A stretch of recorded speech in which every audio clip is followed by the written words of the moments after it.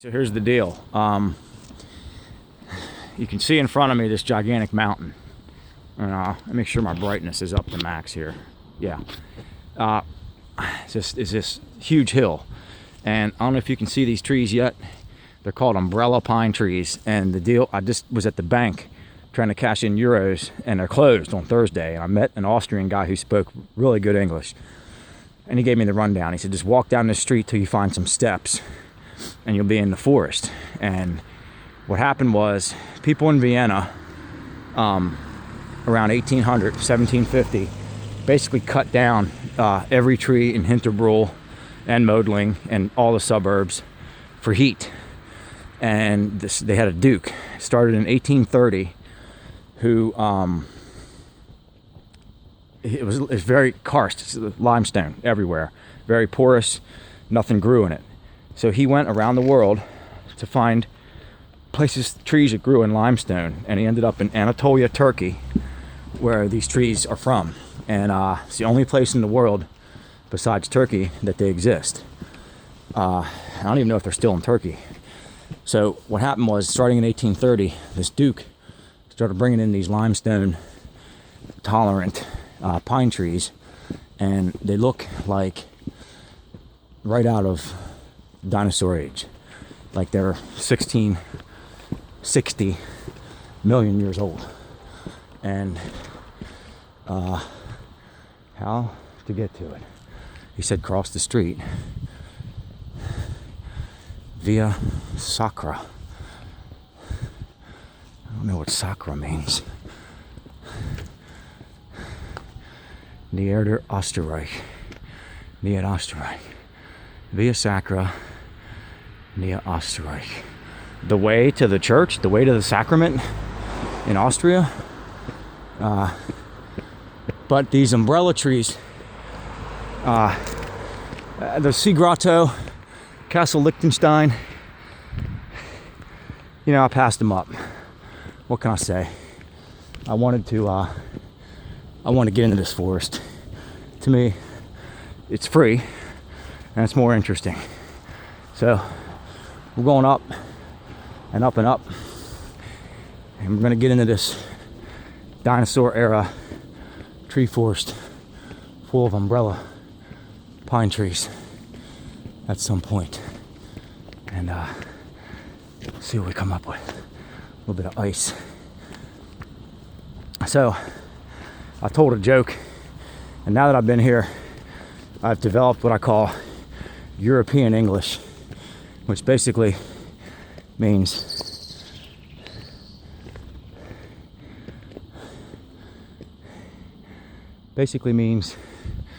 you eliminate all articles, most adjectives and adverbs, and you just stick with subject, noun, and predicate.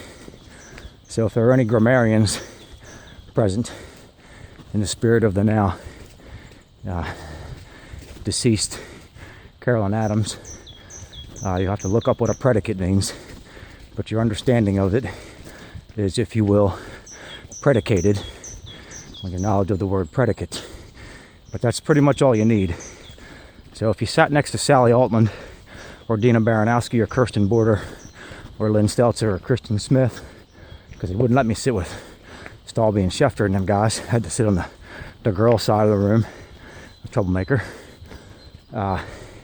You weren't really there to learn grammar. In AP English, you assumed you already know grammar.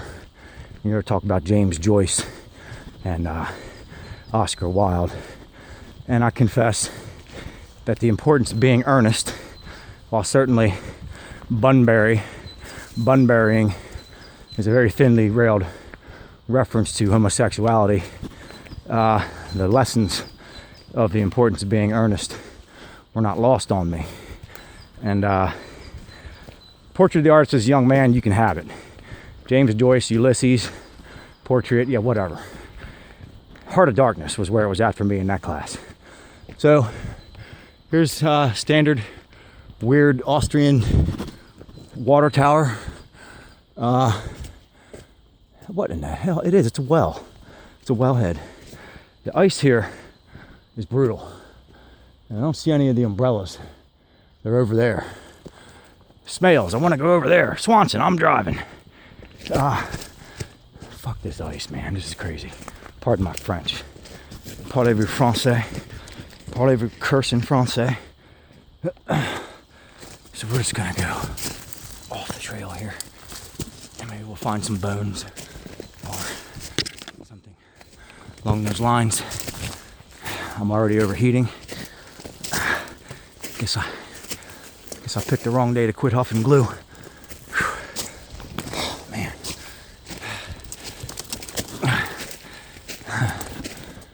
Beach. Sapling of beach. Straight up. Duck. Ivy.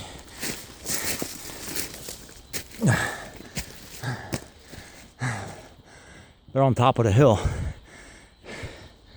So, oh man, this is a tad more than I bargained for. All right, let's get it done, Carpy.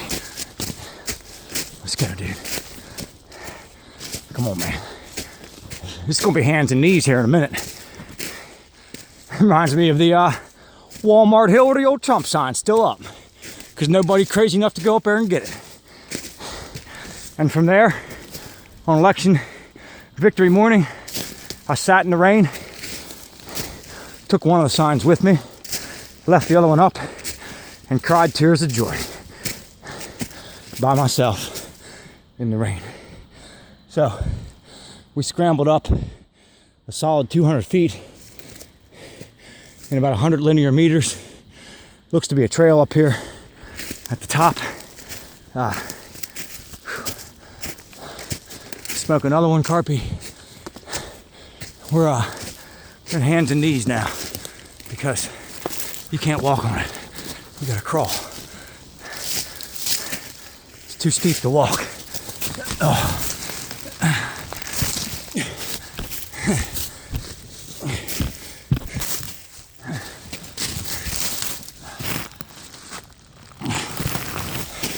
Austria. Good God. They ain't never had an American like this.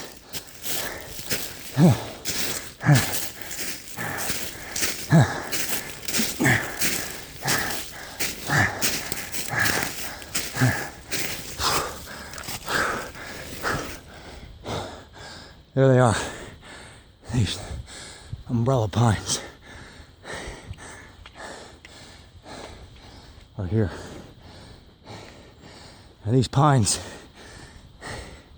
I say, are from Turkey, but I believe only in Hinterbrühl and Modling, a next door village, do they grow at all. So we're gonna get underneath of them and show you guys the umbrella canopy here. And I guess I'm so high up at this point that I would be remiss if I didn't make it all the way to the top. Yes, I'm a little out of shape, I guess. 145 pounds. A lot of pipe smoke. It was a butt-kicking scramble up that hill. And this one is worse. But the pine trees are there. And I'm coming home with pine cones. So, needs must, as the devil drives. Lean not on thine own understanding, but to thine own self be true. And Pat Cannon, I know you can't hear this. Before I left, she told me not to rely on my own understanding on this trip, but to rely on God's plan for me. And I've spent most of my life as an irreligious fool. I'm not ashamed to admit that my life is clearly blessed by Athena herself. A little bit of influence from Mercury, and every once in a while even Jove rears his head in my life. If that makes me a pagan, then color me pagan. Okay, the pines, are this weird umbrella. No canopy whatsoever for 40 feet. And this side trail here doesn't do it for me. So we're going off-road again. Pine cone. Pine cone is a monoecious species in that it puts out fruit whether it gets fertilized or not. And the great invention of the plant kingdom in the time of the dinosaurs was fruit. A dioecious plant, as in apples, pears, anything with fruit, it won't make a fruit unless a male pollinates it. And if a male pollinates it, it makes a fruit. So it's much more efficient use of energy. Pine trees, on the other hand, are still one of the last ones left that are going to put out seeds, like this pine cone, may or may not have been fertilized. They put out seeds no matter what. And so they need a lot of energy to do so. And here's the umbrellas. I'm never gonna make it to the top. It's way up there. So I'll scramble. Pine cone. Right.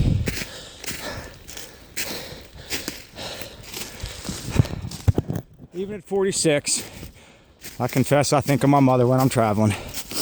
And I pick up stuff I know she'll appreciate. And it's simple, like pine cones. Dried up seeds. Stuff you can use, nature. This is all kinds, everywhere there's this. These hollowed out stumps that somebody set up shop in.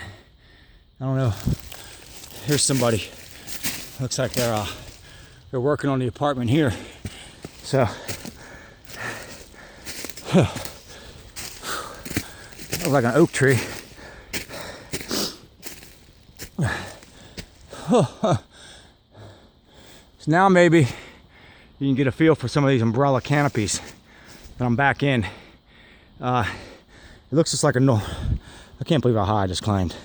Looks like a normal pine tree. It's not. It's only in Turkey. We're here, and what they do is they grow to the top, then they spread out in the shape of an umbrella. So the Austrian dude even referred to it as an umbrella pine or an umbrella tree. And these were done to repopulate the forests. That means all the beeches, all the oaks, all the maples. Haven't seen too many of those. I saw a few. Hey, magic mushroom. Like Sean Heffley said, you never know. They are less than, if you will, 200 years old. For that matter, so are the pines. And here's a little deforestation, a little opening.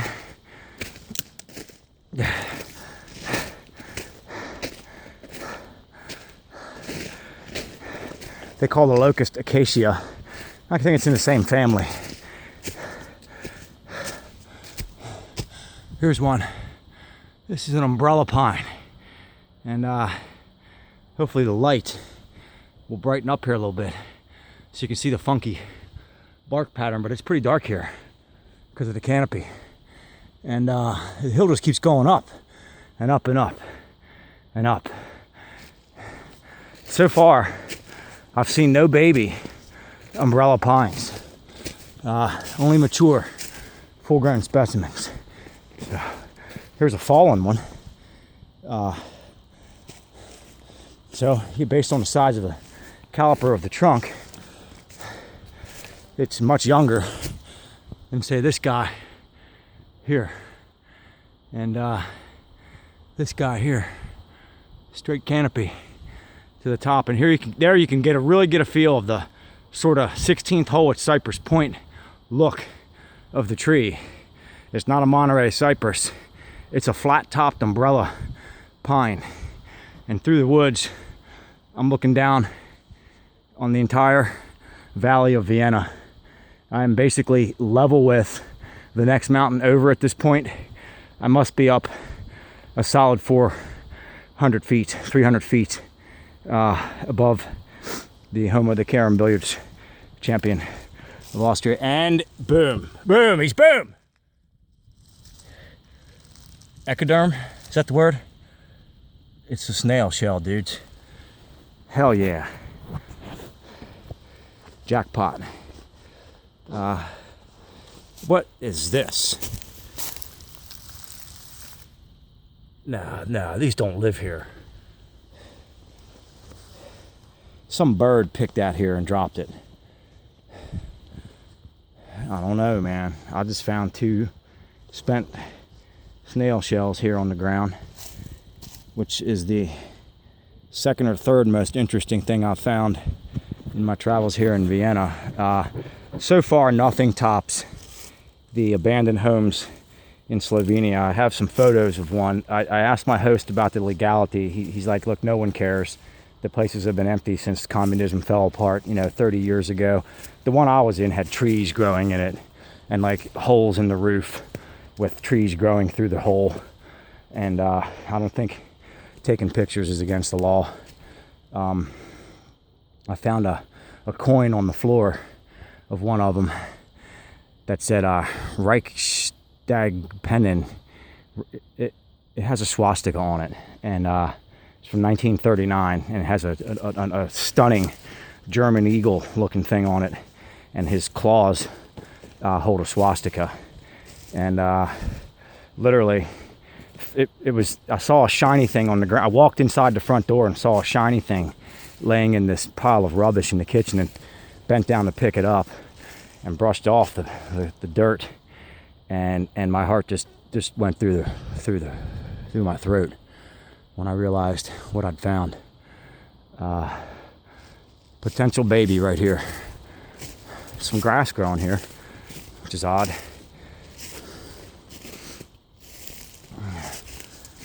That looks more like a mugo pine. No, that's one of them. That's one of them right there. And it's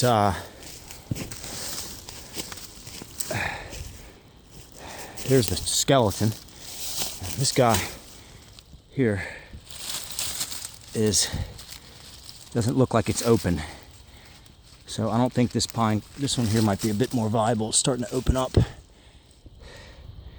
And I better take one that's closed and maybe heat treat it when I get home. Because if the seeds are inside, these closed ones haven't dropped their seeds yet. These monoecious ones are a little tricky to start from scratch. You're better off digging up a sapling, and I would reckon that between Germany, Iceland, and BWI, there might be an import-export law. So here we have exposed a fallen 1830s version. Here the skeleton is the top, and you can see the horizontal growth, the so-called umbrella canopy. And as it grew, as I get down to the bottom 2/3 of the trunk, you can see that there are no branches. Man, this is crazy. You drop your hat here, boy, you ain't gonna find it. So, if anything would be a good spot to sit on, it would be this fallen tree. So, now you have a feel for the umbrella canopy. Totally bare until a certain distance up. I'm not going to reach the top of this hill. I'm not even a third of the way up. I thought I was near the top. It's just another flat spot that goes up for another 1,000 meters. And when I get home, I'll have to reconvert everything back. But there's a good sized look at one. My YouTube limit has been expanded past 15 minutes. I'm going to keep politics out of this post. I will say that my Austrian host, like everyone else, asked me how come all Europeans love Obama, and why, if what you tell me is true about, for example, Obamacare or Black Lives Matter, how come we never hear about it? How come all Europeans love them? I was like, because you get CNN, dude. So he said, well, are there any independent sources? So I turned them on. The same thing I did to the dentist. I gave her Styx Hexenhammer and Lionel Nation. And the reason why I like them so much is that Styx is a libertarian, a true libertarian. He's a godless pagan. He is, in this cycle, was more for Trump than Clinton. He recognized Clinton as a blow up the whole world candidate. And Sticks was not afraid to call Trump out when he makes mistakes. Lionel Nation, a Jewish lawyer from New York, he is the same. He was generally pro-Trump, but he is not afraid to call Trump out. And so I don't want to be myopic with my news sources. And when an Austrian asks me, hey, what are independent news sources? You got to choose carefully. You got to give them the right advice. And so I told him to check out Lionel Nation. That's the extent of the politics for this post. So that's a classic example of the umbrella canopy. The tree goes down considerably down to here, and then it comes up and flattens out and grows totally flat at the top. And when you're standing from the other side of town looking back, it literally looks like you're in a dinosaur forest. So I'm gonna try to scramble down, and when I get to 25 minutes, I'm gonna have to cut off. And this is some hands and knee work. So we got some dinosaur era Austrian pine cones to take home, and 2 mollusk snail shells, one white, one brown. And we have now at least given people an overview of what an Austrian forest is like, not unlike those at home. People are people and trees are trees. So, oh my goodness. This is a bold scramble here, Carpy. A little bit easier going down, a little tougher on the knees. Oh man. Whoa. Brakes. Yeah.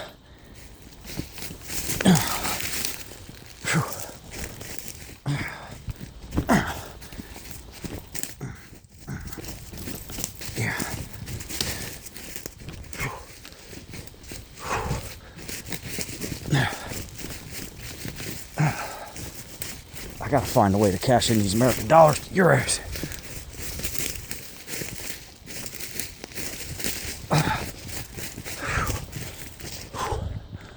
Well, there are walking trails. Trails are for wussies. Trails are for the boring.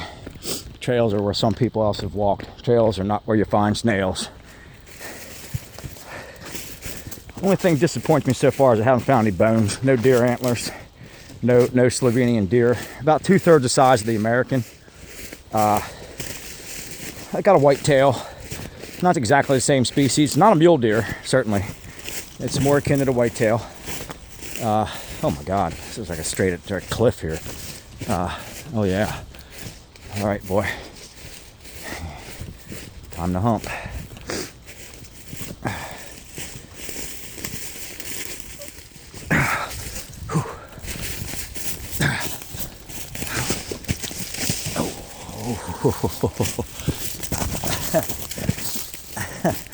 Yeah, that's good for the old spikeless classics. Note to self, dude, bring some hiking boots with you next time. You had to bring the cowboy boots, didn't you, Carp? And a lot of practicality they do you in the woods. And of course I brought my Echo tennies. I left them in Slovenia. And I brought my FootJoy spikeless saddles just for a style point. And hell, a lot of good is doing me in these woods. Oh.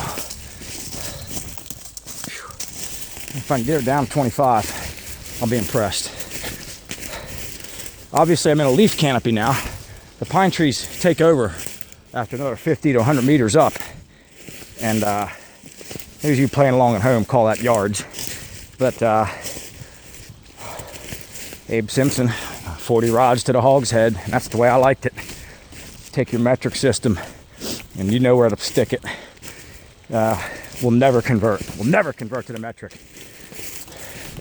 I'm proud to measure things in feet and Fahrenheits and gallons. They pay €1.20 for a liter, 3.6 liters to the gallon. So the gas is like 4 or 5 a gallon around here.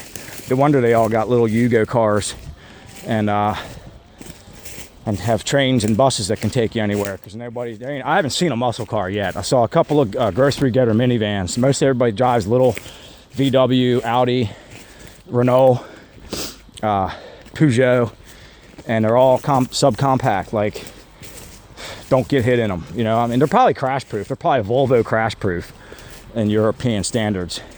But what I've noticed is that I haven't seen a muscle car. All the kids in Slovenia at the pool hall in Ljubljana asked me, like, hey, do you own a Mustang? What about the Viper? You got a Dodge Challenger. I'm like, dude, no, not every American drives a Dodge Challenger and burns 6 miles a gallon. You know, we do have Volkswagens in America. We don't have many Renaults or Peugeots, unless you're some kind of cheese-eating surrender monkey. But for the most part, I would say very impressive. Very, very impressive. We've hit 25-minute mark. Carp out.